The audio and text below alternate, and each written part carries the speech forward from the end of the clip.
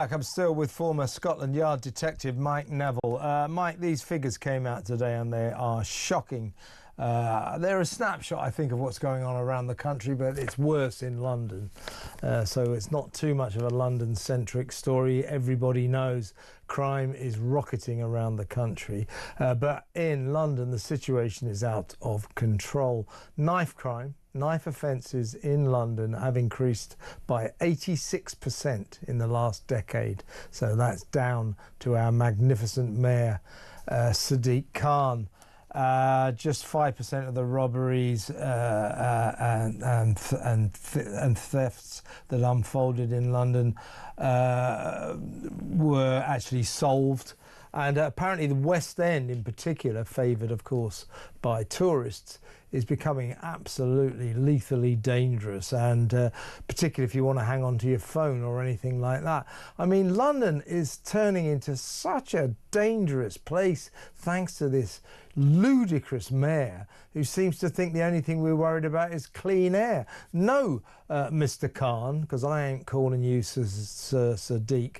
No, Mr. Khan, what we're worried about is not getting stabbed to death while we're going about our daily business. But you don't seem to do anything about this. It's unbelievable, isn't it? Well, it's not unbelievable in the sense that you can see what they've been up to, in the sense that Sadiq Khan campaigned heavily to reduce stop and search. And up to a point, it's not just him. It was Theresa May, the Tory Home Secretary, was also up to that. And the Deputy Commissioner, Mackie, he was actually knighted, and one of the reasons given was that he'd reduced stop and search. And all these are done because the police are consistently accused of racism.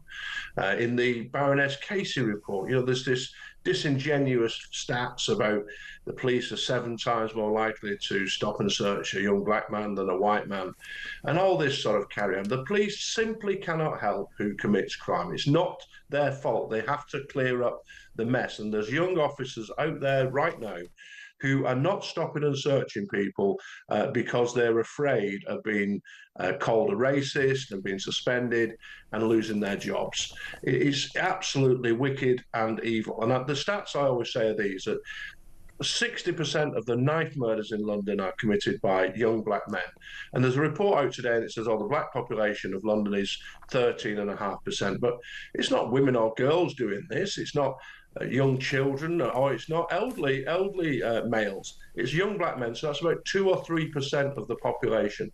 So the police can't help but target certain groups to do this. And when they stop targeting it, the losers are young black men, because they're often the victim of these killings and stabbings. The stabbings are about 1/3 of all the crime, and then the other 2/3 are robbery. And then the other end of the scale, of course, Kevin, is the fact that only about a third, where in the times past, over half of robbers, or 2/3 of robbers, would go to jail. Now it's about half go to jail. So even if the police catch this 5% that you noted earlier, that very few, a load of them are out straight away and never sentenced. So from top to bottom, there's a real big issue here, and the losers are the people who live and visit London, and it seems to be a lawless place at the moment. Now, Mr.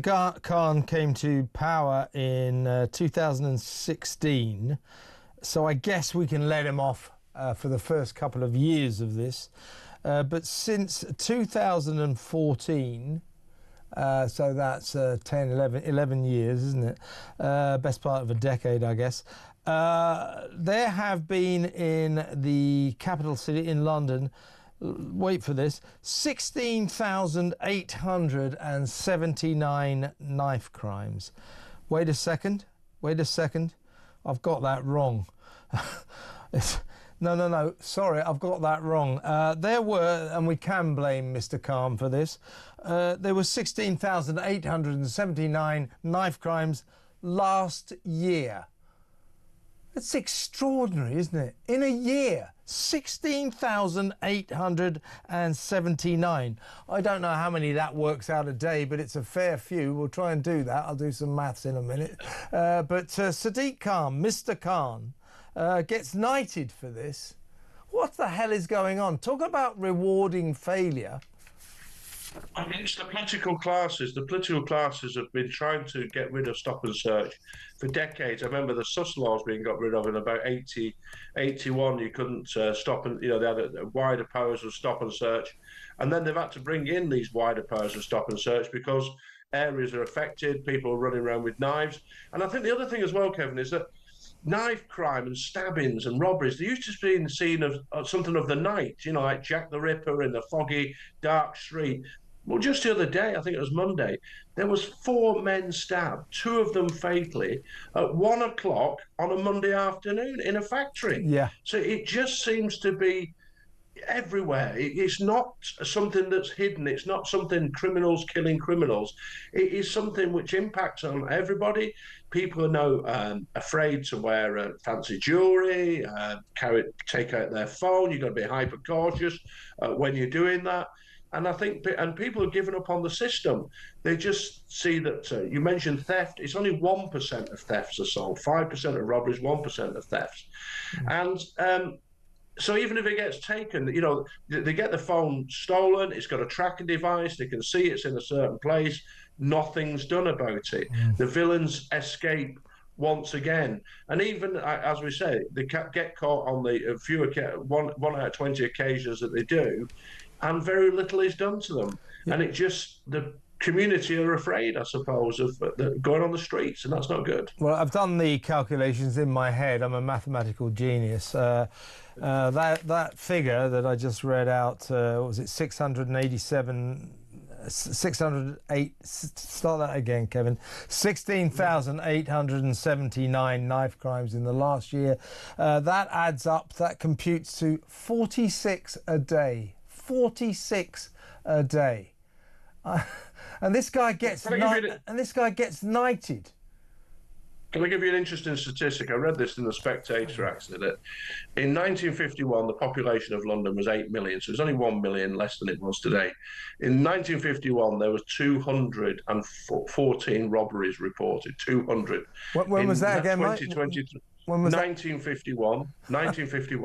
In 2023, there was 30,000 robberies. So you work out what's changed from 1951 to 2023, that there's been from 214 to 30,000 robberies. That's how London has changed. I tell you, we've lost the Britain we once knew and loved, and it's down to appalling politicians like Sadiq Khan. I always want to say to him, look, mate, if I was obsessed with clean air, do you think I'd be living in a city, place like London? Of course I wouldn't. If I was interested in clean air, I'd go and live in the countryside. Why does he think we're all obsessed with that? I'll tell you why. It's because, net zero, clean air is the last resort of the useless, desperate politician. They can always say, I'm working to get the air cleaner. It's going to be a safer place for children because of the clean air. And you can never compute whether or not they're delivering. It's really easy ground. Before you comment, Mike, let's remind ourselves of President Donald Trump's thoughts on Mr. Sadiq Khan. I'm not a fan of your mayor. Why not? I think he's done a terrible job. The mayor of London, but a nasty person. I think he's done. I think he's a friend of mine, right? No, I think he's done a terrible job. But I would certainly visit London. Yeah. Well, I like Nigel. I mean, Nigel, as you know, is a friend of mine. Nigel's done very well. He's a friend of mine. Talk about Nigel Farage there, but his verdict there, Mike, on Sadiq Khan, a nasty man. Maybe that's getting a bit personal. But if you can judge a man by his friends, there's Keir Starmer saying, he's a friend of mine. Yeah, big deal, mate. Yeah, great friend to have. I think it's probably fair to say that Sadiq Khan, in terms of the millions of Londoners he doesn't seem to care about, is a bit of a nasty man.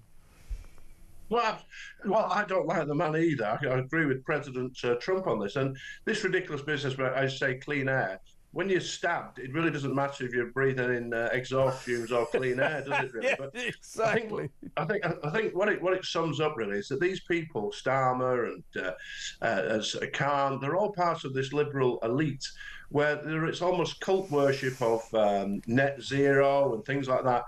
And stop and search is obviously a very wicked thing. The police are racist, and they have a set of beliefs. But this set of beliefs is bringing the capital city down. And even I was outside Charing Cross station, and I got out my phone to check the train times. Two lads whooshed by on bikes. They tried to grab my phone and missed. They got the guy next to me, and I saw another one by the British Museum. Two girls. They hit one girl, grabbed the phone, got another. So that's me just witnessing these things. And I got, I advised the young man to go and report it. I offered him some money so he could get home. But I thought to myself, why am I reporting it? What will it achieve? Will anybody get caught? Because the other thing about robbery, Kevin, with the police is they only catch idiots. Most robbers are caught within 15 minutes. So they do a robbery, the police deploy to the scene, and they cordon it off, and they hopefully grab hold of the character. So you get idiots and novices, really. The experienced robbers escape. All that they leave behind is an image on CCTV or something like that. And the police have no real systems around this to talk about deploying facial recognition. They don't use the right officers to check it. They have little ways of getting the things identified. And as a result of this, the experienced robbers generally escape. And they're the ones who are prolific, hyper-prolific criminals who are committing 50 offences a day. Meanwhile, the 5% we've discussed, that is a set of idiots who've just started on their career, and the experienced people just carry on committing these crimes. Last question, Mike. I think we've comprehensively established that dangerous crime is absolutely spiralling out of control in this city. The mayor's doing nothing about it. He's too worried about clean air. What should be done? If we had a decent mayor, what would he or she do to start to tackle this crime epidemic that is turning this city into a dangerous hellhole? Right. The first thing is to be honest about these crimes. If there is different ethnic groups committing them, they need to be absolutely honest. They need to tell people this is why there'll be lots of stop and searches. Our police officers will be robust. And if our police officers are acting in a legitimate way, they will be supported. And so the officers feel that they can grip this and sort out the crime. Then we can look at the courts. Let's look at how is it that people who've committed multiple offences are still being allowed out on bail and still not being jailed when they're found guilty. So that needs to be looked at. The whole system, from the moment of doing the intelligence work, doing the stop and search, getting them into the police station, getting them before the court, and then getting them put in prison.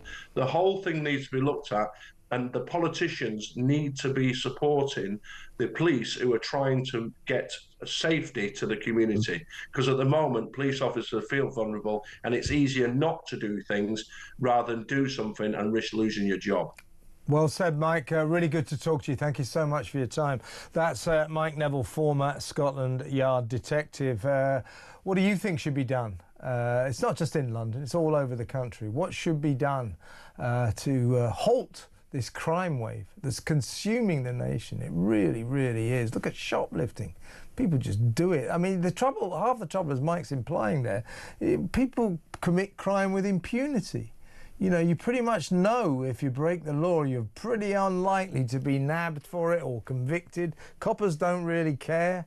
What's going on? What would you do?